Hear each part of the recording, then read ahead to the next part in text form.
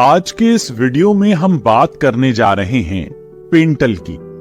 पेंटल का नाम किसी परिचय का मोहताज नहीं है। अगर आप हिंदी फिल्में देखते रहे हैं तो आपने उनको पिछले करीब 40 बरसों से फिल्मों में देखा होगा। तो ये पेंटल साहब कौन हैं, कहां से आए, कैसे इनकी जिंदगी शुरू हुई और क्यों ये एक्टर बने, ये सब हम आज के इस वीडियो में जानेंगे। लीजिए सर, छूट के कीड़े।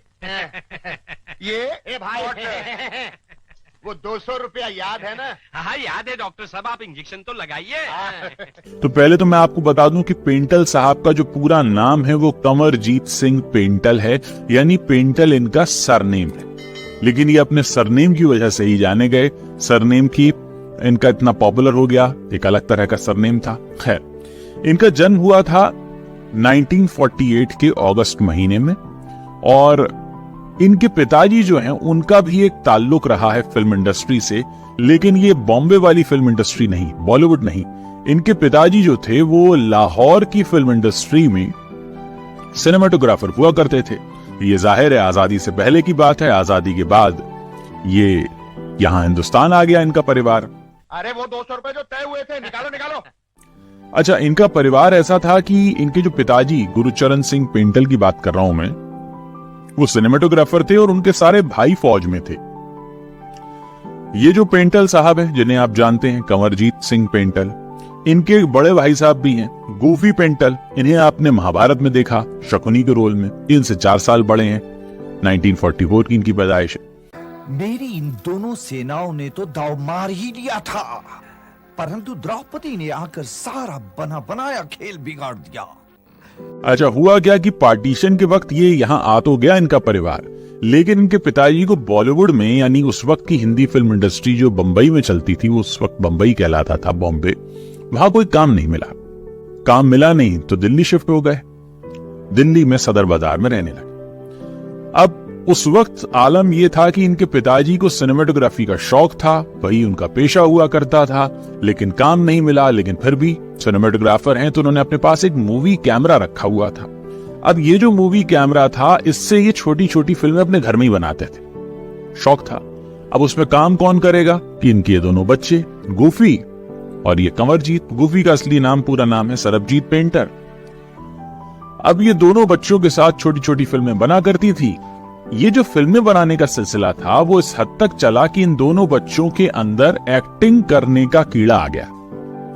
अच्छा, ये अपने बच्चों को कहा करते थे कि भाई तुम पढ़ो लिखो, फौज में भर्ती हो जाओ, क्योंकि तुम्हारे सारे चाचा वाचा सब उसी में।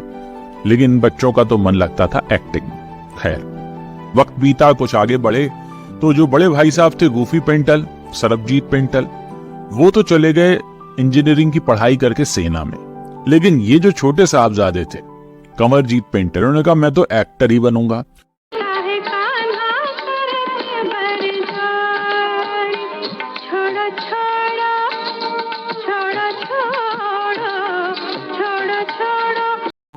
अच्छा, उस वक्त इनके परिवार की स्थिति बहुत अच्छी नहीं थी, लेकिन फिर भी इनके पिताजी ने कोशिश की और उस जमाने में इनका दाखिला करा दिया पुणे के फिल्म इंस्टीट्यूट में। वहां जाके इन्होंने अपनी एक्टिंग की ट्रेनिंग ली और बाहर निकल कर आए तो इनको एक फिल्म में काम मिला।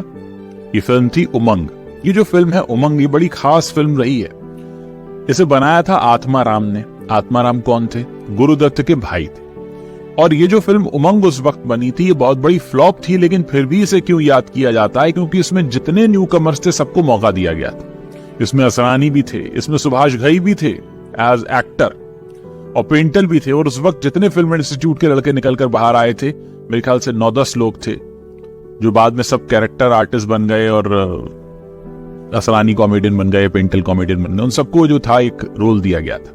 मांगता है तो 2 रुपया ले लो। अरे हम भिखारी हैं क्या? तो और क्या है?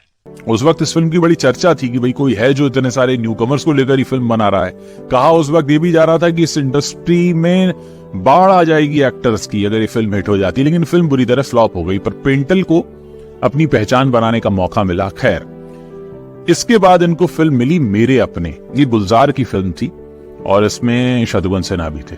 यहां से इनकी पहचान बनती है और उसके बाद पेंटल ने पीछे मुड़कर नहीं देखा। करीब 300 फिल्मों में काम किया, एक से बढ़कर एक रोल किए। रफू चक्कर में इन्होंने ऋषि कपूर के साथ काम किया था, लड़की बने थे। ऐसे मतलब इन्होंने इतनी वैरायटी ऑफ रोल्स कर लिए कि उस वक्त जितने कॉमेडियंस थे उनसे भी अलग इनकी पहचान बनी, क्योंकि उस वक्त जो कॉमेडियंस थे वो हुआ करते थे जैसे आप देखें असरानी, तो असरानी बड़े बबली थे, बहुत बोलते थे, लेकिन पेंटल बड़े खामोश रहकर लोगों को हंसा के जाते थे। कॉमिक टाइमिंग इनकी जबरदस्त थी। तो ये सिलसिला चलता रहा, 300 फिल्मों में उन्होंने काम किया, अपना नाम बनाया। आज अगर भारतीय सिनेमा का इतिहास लिखा जाएगा तो पेंटल साहब का जिक्र जरूर आएगा। तुम्हें पता है सेठ जी बाहर जा रहे हैं? जी मालकिन। तो मुझे भी तो घर खर्च चलाना पड़ता है ना? जी मालकिन। आखिर मैं भी तो तुम्हारी मालकिन हूँ। जी मालकिन। इधर 80 का दशक खत्म होते होते इनके भाई जो सेना में चले गए थे, जो इनके साथ बचपन में एक्टिंग करते थे, गूफी पेंटल, वो भी रिटायरमेंट लेकर आ गए कि भैया अब तो मुझे भी एक्टिंग करनी है। तो बीआर चोपड़ा साहब ने उन्हें गूफी पेंटल साहब को रोल दे दिया शकुनी का। तो वहां से पहचाने गए और उस वक्त लोगों को पहली बार पता चला कि अच्छा पेंटल साहब के भाई भी हैं कोई, तो बड़े भाई हैं गूफी पेंटल, सरबजीत पेंटल इनका नाम है। तो वहां से इन्होंने भी काम करना शुरू किया। कुछ समय ये एक्टिंग में अपनी शुरुआत करें, उससे पहले प्रोडक्शन कंट्रोलर वगैरह भी रहे। तो कुल मिलाकर ट्रेनिंग इन्होंने पूरी ले ली थी और पूरी ट्रेनिंग लेने के बाद ये आ गए थे और दोनों भाइयों ने जो धमाल मचाया है। तोताराम दस्तक दो, अंदर आ जाओ। आ गया मालिक। देखा तो नहीं मालिक, बस ये 100 का नोट बाहर जाइए, अंदर आइए। अच्छा, ये जो पेंटल साहब हैं, सरबजीत पेंटल, इनका एक बेटा भी है हितेन पेंटल। वो 1-2 फिल्मों में आया, पशनाए हसीनों में भी देखा लोगों ने उसको, लेकिन उतनी पहचान नहीं बनी। एक जगह मुझे याद है इंटरव्यू में कहा भी था पेंटल ने अपने एक इंटरव्यू में कि भाई मेरे स्ट्रगल में और मेरे बेटे के स्ट्रगल में फर्क यह है कि मेरा बेटा मर्सिडीज में स्ट्रगल करता है और मुझे मेरे पिताजी ने कुछ पैसे इकट्ठे करके भेजा था, जाओ पुणे में पहले पढ़कर आओ।